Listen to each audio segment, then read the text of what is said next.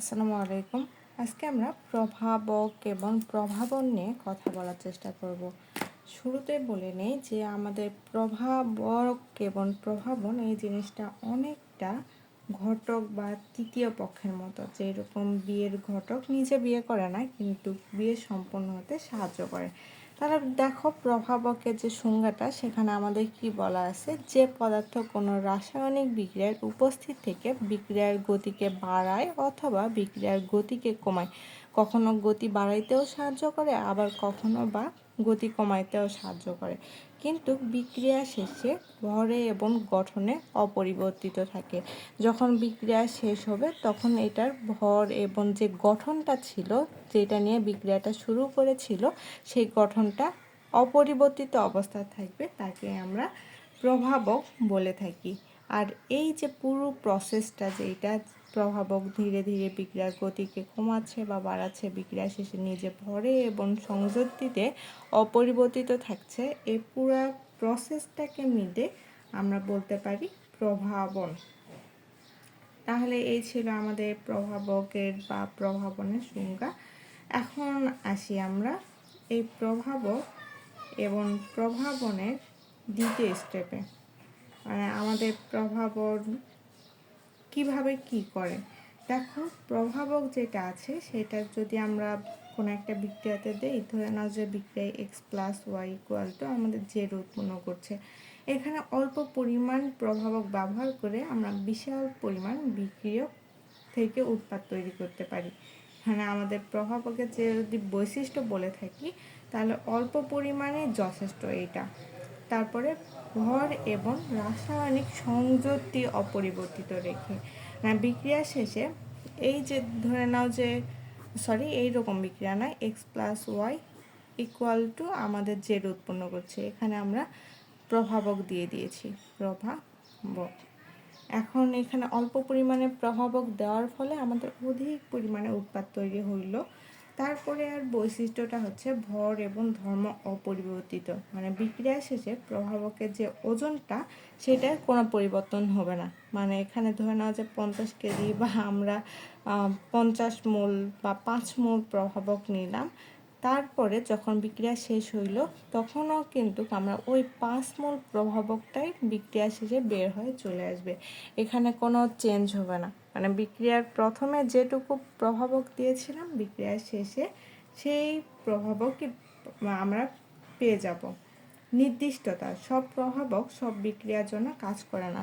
ধরে নাও যে এই বিক্রিয়ার জন্য আমরা একটা প্রভাবক হিসেবে অনেক কিছু দিতে পারি, KMO4 দিয়ে দিলাম, KMnO4, একটু ভুল হয়ে গেছিল, এনটা দিতে মনে ছিল না।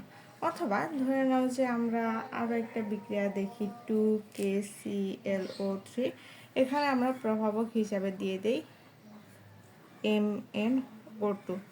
তাহলে আমাদের উৎপন্ন হবে কি বলতো, উৎপন্ন হবে 2KCl+3O2। এই যে আমাদের MnO2 একটা প্রভাবক দিয়ে দিচ্ছি না, এটা কিন্তু এই বিক্রিয়ার জন্য নির্দিষ্ট, কিন্তু অন্য যদি কোনো বিক্রিয়া এখানে করাইতে চাই, যেরকম ধরো যে N2+3H2, এখানে আমরা যে প্রভাবকটা দিব সেটা হচ্ছে আয়রন, এখান থেকে উৎপন্ন করবে 2NH3। এই যে আমাদের এক একটা বিক্রিয়ার জন্য এক একটা প্রভাবক নির্দিষ্ট করে দেওয়া থাকে। একটা বিক্রিয়ার ক্ষেত্রে অন্য যে প্রভাবকটা আছে সেই প্রভাবকটা দিয়ে দিলে বিক্রিয়াটা সম্পন্ন হবে না। এখানে আবার আরও একটা কাজ করে, সেটা হচ্ছে সক্রিয়ণ শক্তি কমানো। এটি একটি তোমার মূলত কাজ করে সহজ পথ তৈরি করে দেয়, মানে প্রভাবক যেটা আছে সেটা সহজ পথ তৈরি করে দেয় যাতে কম শক্তিতে বিক্রিয়াটি দ্রুত সম্পন্ন করা যায়। এটা হচ্ছে আমাদের প্রভাবকের যে বৈশিষ্ট্যটা ছিল সেই বৈশিষ্ট্যগুলো। এখন আসি যে প্রভাবক আমরা কি কি কাজে ব্যবহার করে থাকি। ধরে নাও যে আমাদের হজম, কি বললাম, হজমের এনজাইম এটাও কিন্তু প্রভাবক, তাই না? তাহলে আমাদের পেটে যে খাবার হজম হয় তা যদি কোনো এনজাইম বা আমরা বলতে পারি প্রভাবক প্রভাবক ছাড়াও হতো, তবে আমাদের একবার আর খাবার হজম করতে কয়েক বছর থেকে কয়েক শত বছর লেগে যাইত। আবার ধরে নাও এই যে অ্যামোনিয়া উৎপাদন, শিল্পক্ষেত্রে হেবার পদ্ধতিতে নাইট্রোজেন এবং হাইড্রোজেন থেকে অ্যামোনিয়া তৈরির সময় যদি আমরা আয়রন চূর্ণ প্রভাবক হিসাবে ব্যবহার না করি, তাহলে দেখা যাইত যে এটা কখনো আমাদের তৈরিই হইতো না। এখন আসো প্রভাবকের প্রকারভেদ। প্রভাবকের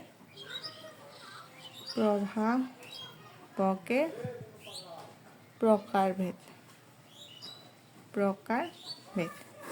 প্রভাবক আমাদের মূলত 4 ভাগে ভাগ করা যায়। একটা হচ্ছে ধনাত্মক প্রভাবক,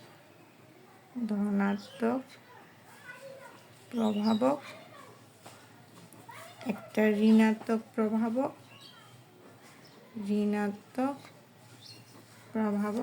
একটা হচ্ছে স্বপ্রভাবক, আর একটা আবিষ্ট প্রভাবক। এখন দেখো ধনাত্মক প্রভাবক বলতে আমরা কি বুঝি। ধনাত্মক প্রভাবক হচ্ছে যে সকল প্রভাবক বা অনুঘটকের উপস্থিতিতে কোনো রাসায়নিক বিক্রিয়ার গতিবৃদ্ধি পায় তাকে আমরা ধনাত্মক প্রভাবক বলি। তাহলে ধনাত্মক প্রভাবক দ্বারা আমরা কি বুঝলাম, যে এটি বিক্রিয়ার গতি বাড়ায়।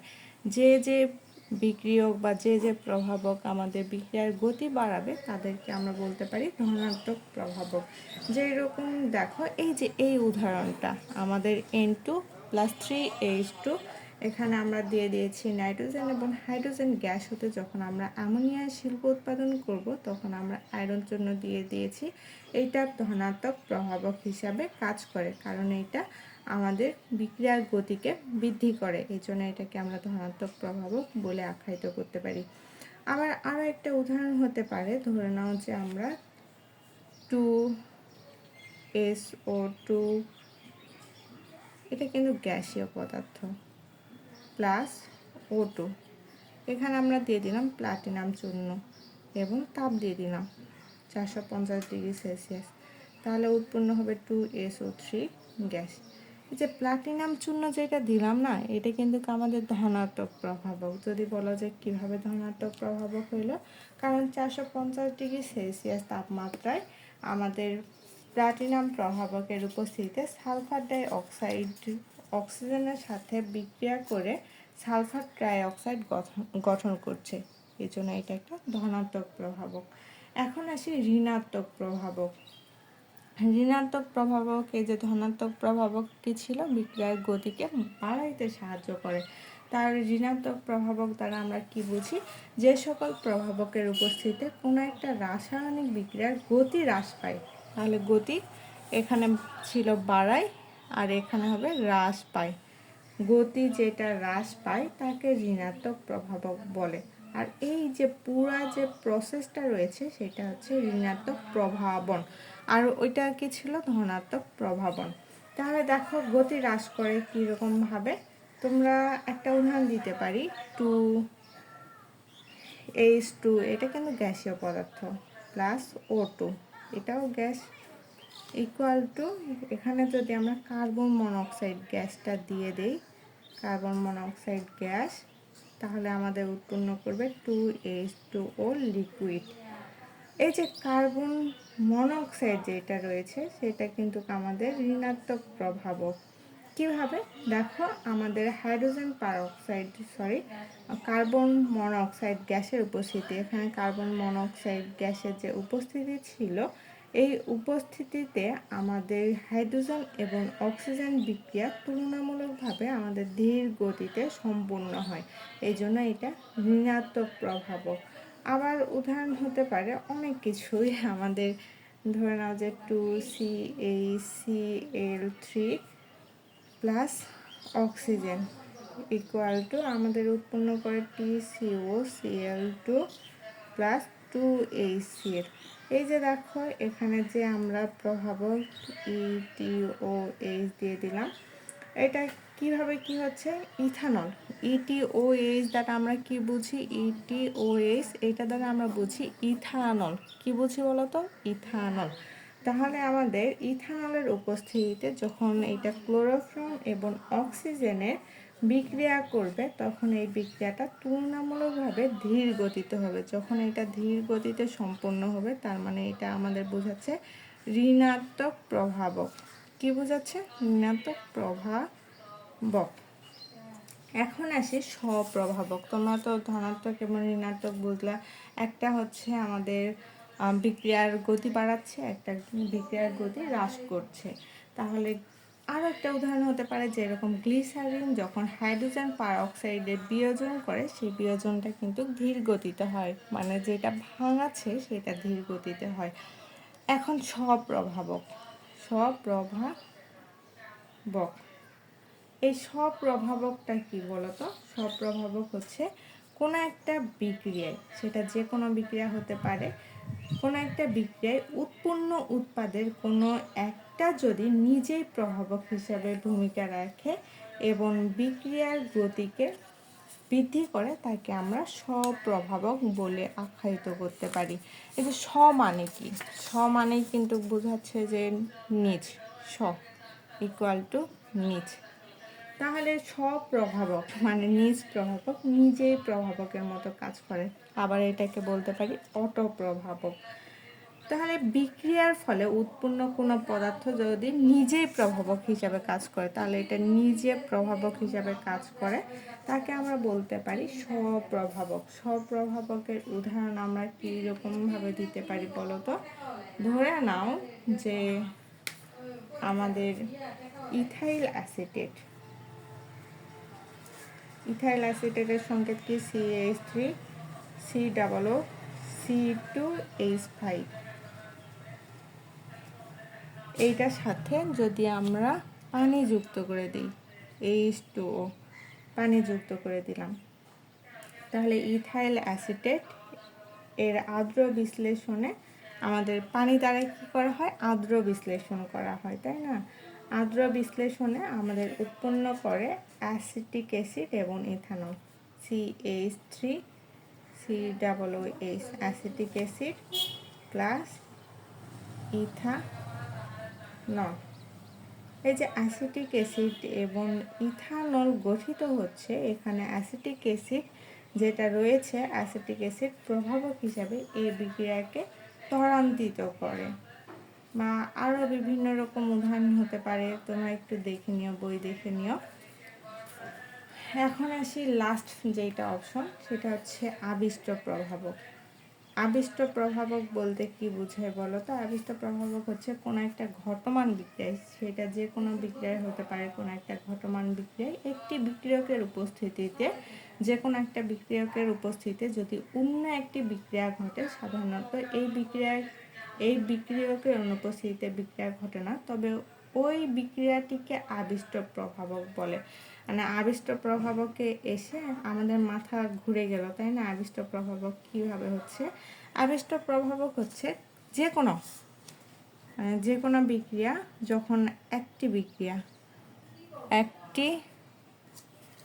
বিক্রিয়া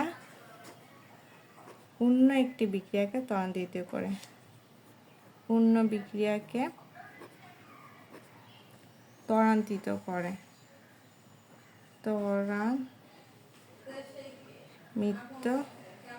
করে, যদি একটি বিক্রিয়া অন্য বিক্রিয়াকে ত্বরান্বিত করে তাহলে সেটাকে আমরা বলতে পারি আবিষ্ট প্রভাবক। এটা কিভাবে? ধরে নাও যে সোডিয়াম আর্সেনাইডের সংকেত কি? Sodium Na3AsO3। এই সোডিয়াম আর্সেনাইডের উপস্থিতিতে আমাদের বায়ুস্থ যে অক্সিজেন O2 দ্বারা যদি আমরা জারিত হয় না, সোডিয়াম আর্সেনাইড বায়ুস্থ অক্সিজেন দ্বারা জারিত হয় না, কিন্তু সোডিয়াম সালফাইড যেটা রয়েছে, মানে এটার সাথে এটা বিক্রিয়া করে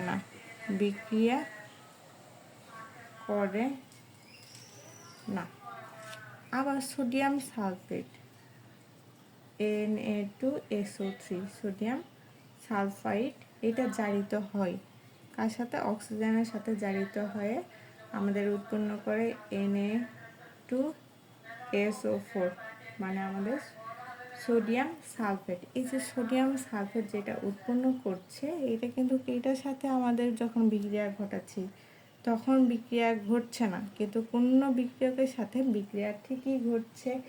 এই যে বিক্রিয়া ঘটে আবার আমাদের উৎপাদ তৈরি করছে, এই জন্য এটাকে বলতে পারি আবিষ্ট প্রভাবক। তাহলে এই ছিল আমাদের প্রভাবক এবং প্রভাবন। এই যে পুরো যে প্রসেসটা রয়েছে সেটাকে আবার বলতে পারি আবিষ্ট প্রভাবন। আসসালামু আলাইকুম।